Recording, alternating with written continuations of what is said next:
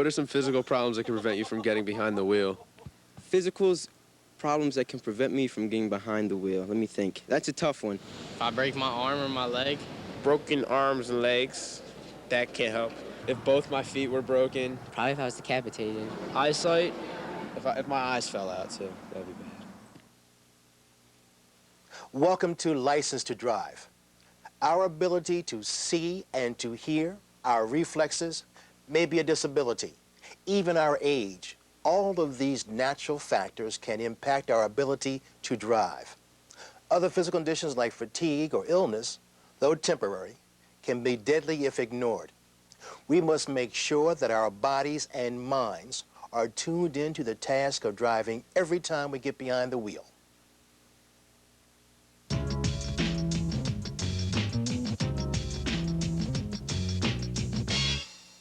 The day of my math final, I woke up and I was never so sick in my life. But my teacher said there was no makeup, so I had to go. On my way there, I could barely concentrate on anything that was going on around me. My fever was so high. I was tired, I was achy, I just felt lousy. Luckily, I had the presence of mind to take my time and drive slow. As it turns out in the end, I did poorly on my math exam. So next time I wake up and I'm sick, I'm just gonna stay home. Oh. Are you okay? I'm fine. I think I ripped my contact, though. Do you want me to drive? No, it's okay. I'll just take it out. I wish I had brought my disposables with me. I could just replace it, but I'll just pop another one in when I get home. You're not gonna try to drive with, like, one eye, are you? Oh, don't make such a big deal. I can see as much as I need to.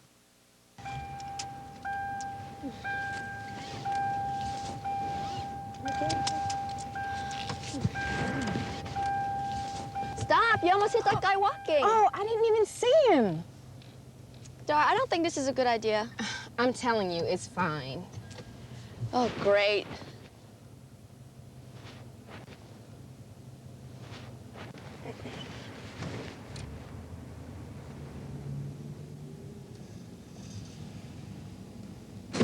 Dara! Oh, no, my mother's car!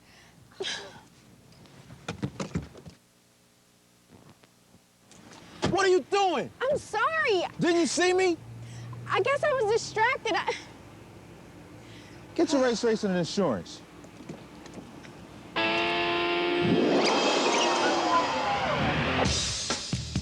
Let's see what happened here. Dara's first mistake was obvious. She should have never tried to drive with only one of her contacts.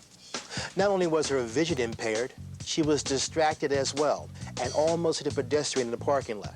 She was lucky, and so was he. But her luck didn't last. Dara's depth perception, her ability to judge the distance between two objects, was impaired. This entire situation could have been avoided if Dara had simply brought a spare set of contacts or glasses with her. And Marilyn would have been a real friend if she had insisted on driving for Dara. She would have saved them both from a big headache.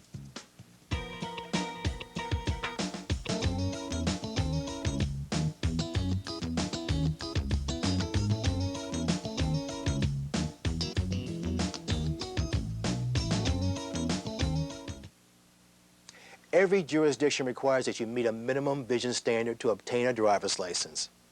If your eyesight requires you to wear corrective lenses, wear them every time you drive. If you wear contacts, bring a spare set of glasses, just in case. If you have color blindness, difficulty identifying colors, you'll need to memorize signals and their meaning. When you're driving, your peripheral vision, what you see to either side, narrows as you increase speed. At 30 miles per hour, your peripheral vision may be reduced by 30%, and at 60 miles per hour by as much as 90%. This is why you must scan around you at all times. Our vision is one of the most important abilities we rely on when it comes to driving. But always be aware of your overall physical condition, too. If you're not feeling well enough to engage in your normal day-to-day activities, you don't belong in the driver's seat.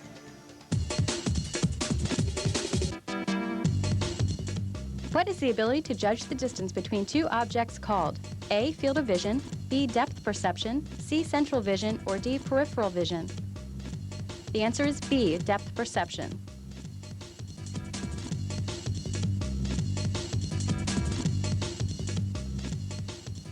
Name some things that make you tired while driving. Just driving for too long.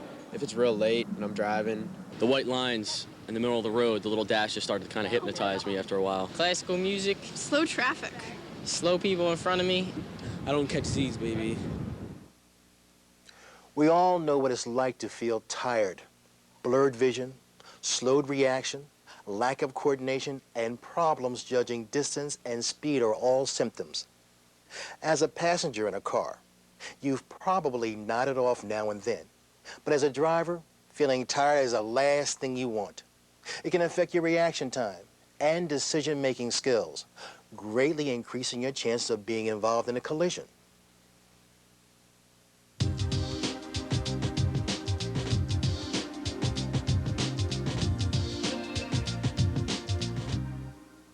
It's very important as a young driver to understand that you must be wide awake and alert when driving. We've often seen many crashes that occur because a driver is fatigued.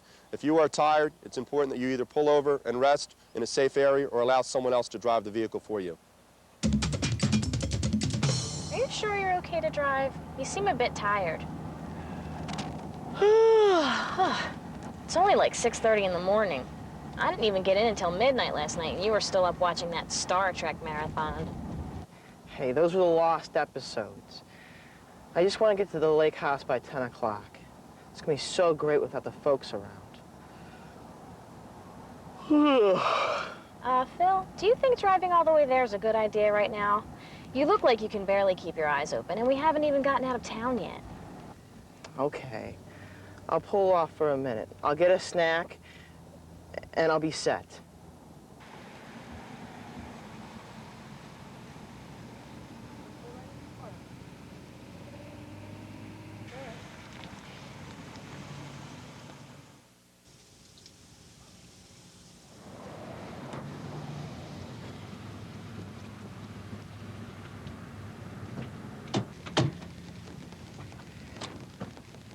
I guess we'll be staying here for a while. The lake isn't going anywhere.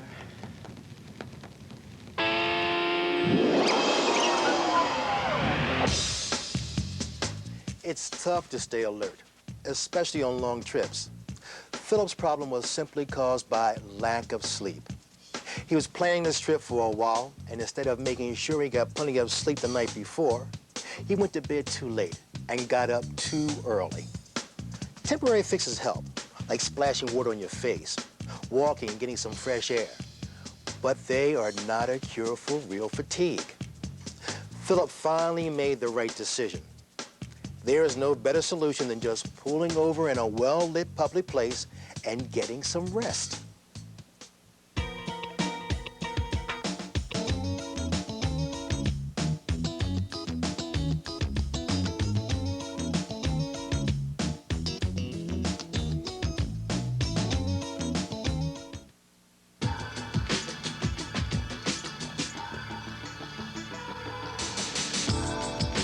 Driver 1 was driving late at night in the left-hand lane of a straight, flat highway. He fell asleep and began to drift across the right-hand lane in front of Driver 2 and off the side of the road. Driver 2 thought that Driver 1 was pulling off the roadway. She slowed down but did not change lanes as she went past Driver 1. At that moment, Driver 1 woke up and veered suddenly to the left, back onto the roadway and collided with Driver 2. Who's at fault?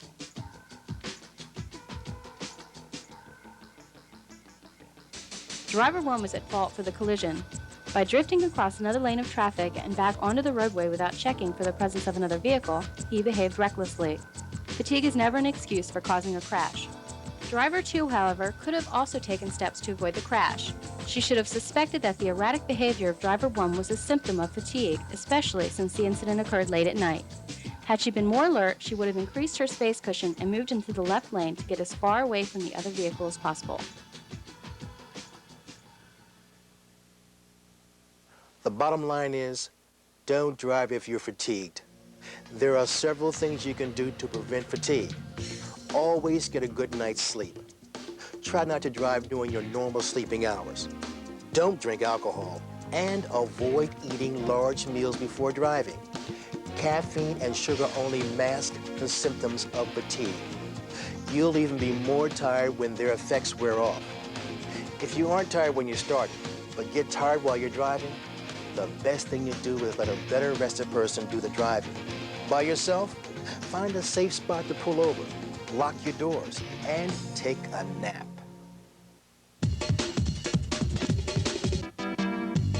Name some ways to combat fatigue while you're driving. You can open your windows, talk to passengers, listen to music, adjust the heat or air conditioning to avoid extreme temperatures, or wear sunglasses if there's sun glare.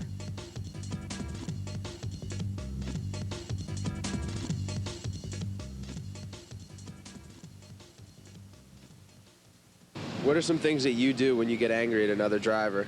I honk the horn. Honk my horn. I scream. Basically, just give them peace of my mind. Nothing. I don't do anything. I'm a passive driver. Road rage is a term used to describe the behavior of people who take their aggressions out on other drivers. Tailgating, yelling, deliberately cutting off other drivers or blocking their paths, using obscene gestures or language.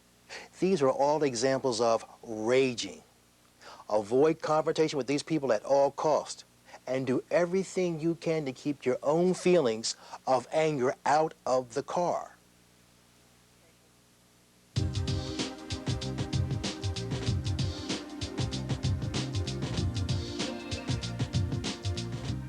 We're trying to concentrate on a lot of things while we're responding to calls, where it's at, what could be wrong, and now we have to deal with some guy who's yelling at us, cursing at us, and we have to worry about him following us to the scene, giving us a hard time, and hampering our patient care.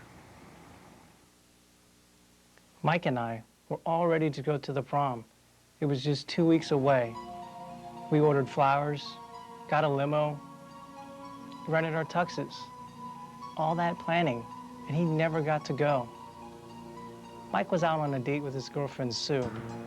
Her friends told me that she was planning on breaking up with him that night and going with someone else to the prom. I guess she must have told him while he was driving, and he just lost it. You know? Didn't even have enough sense to pull over. Witnesses said Mike and Sue were arguing. He was driving like a maniac, weaving in and out of traffic, cutting people off. They said he cut off an 18-wheeler and caught a piece of the truck's fender with his back bumper. He lost control. He ended up jumping the concrete wall of the highway and wedging himself between it and a metal support beam. When the rescue workers got there, it was obvious they died on impact. They told me their bodies were just hanging out of the car, their legs trapped in the wreckage. Even if they had survived, they would have never been able to walk again.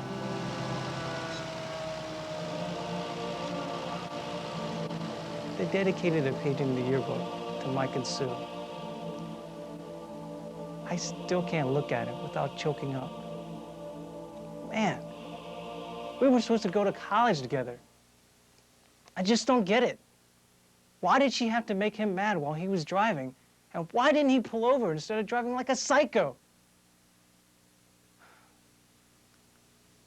I think about Mike and Sue a lot. If I'm angry, I always stop and calm down before I drive now.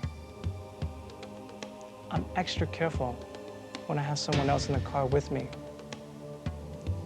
Mike's girl might have broken his heart, but she didn't deserve to die.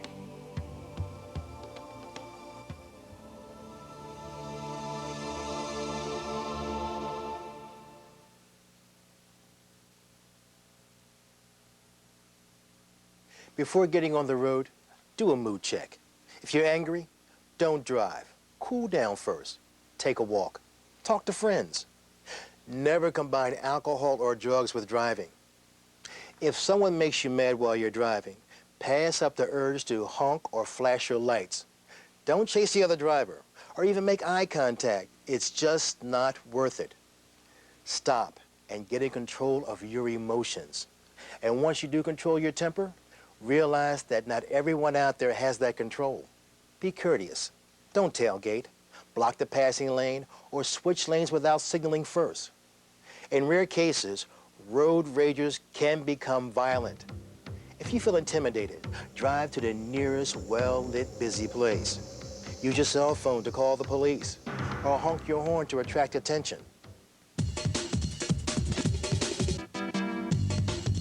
If another driver tries to cut you off, what should you do? A, flash your high beams, B, honk your horn, C, accelerate, or D, ease up on the gas pedal. The answer is D, ease up on the gas pedal.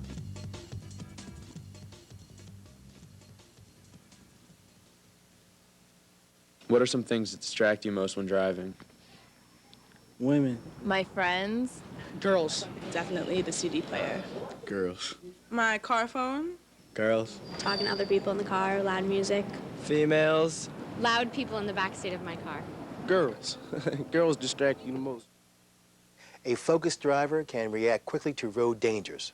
Any distraction that takes your attention away from driving can cause you to make poor decisions and miss valuable clues on the road ahead that might save you from having a collision.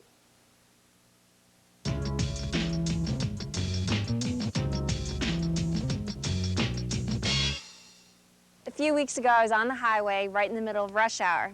Traffic was starting and stopping a lot, and at one point, I turned around to the back seat to grab a water bottle. And in those couple seconds that I took my eyes off the road, my car rolled a couple feet ahead of me right into this truck and caused a major accident. I was completely shaken up. I couldn't believe that in only a couple seconds of not paying attention, this could have happened, because there's extensive damage to my car. And luckily, I wasn't hurt.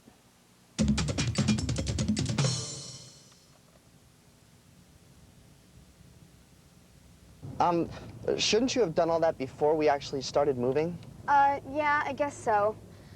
I just can't seem to find a decent song on the radio. I'll just put in a tape.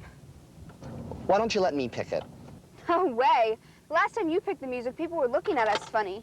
Jules, are you paying attention to the road? Huh? Stop! It's a red light. Well, the light was green a second ago. Well, it changed while you were playing around with your tape player. Well, the light sure didn't allow much time for driver error, did it? That's because you're not supposed to make any. I guess not.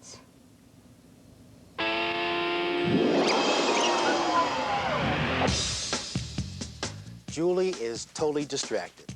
She's paying attention to just about everything else but the road. She even neglected to put her seatbelt on. Always buckle up even before you put the key in the ignition. Finally, Julie nearly runs a red light. Timing was right. You aren't supposed to make mistakes on the road.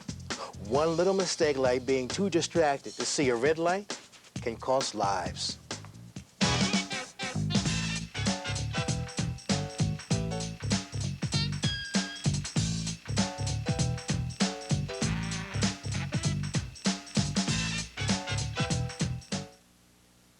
Minimize distractions by creating a routine for yourself every time you get in a car. Fasten your safety belt, adjust your seat and mirrors, and find the music you want to listen to before you put the car in gear. Driving is not the time to apply makeup, eat food, look at a map, or talk on the phone, or anything that causes you to take your eyes off the road or your hands off the steering wheel. Ask your passengers, including young children, to refrain from distracting behavior. Of course, they must wear their safety belts. Also, secure any pets. Stay focused on the road at all times for your own safety and for those around you.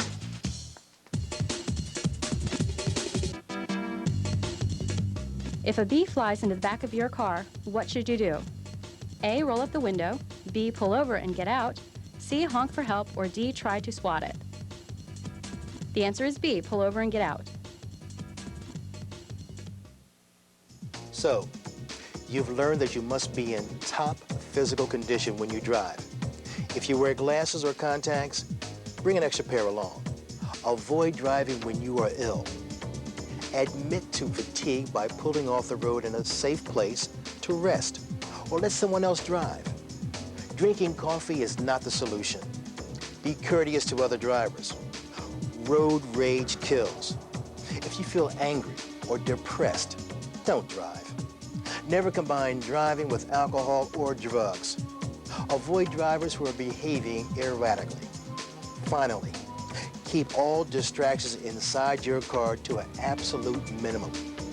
Treat driving as though it is a sacred trust each and every time you get behind the wheel. Be safe.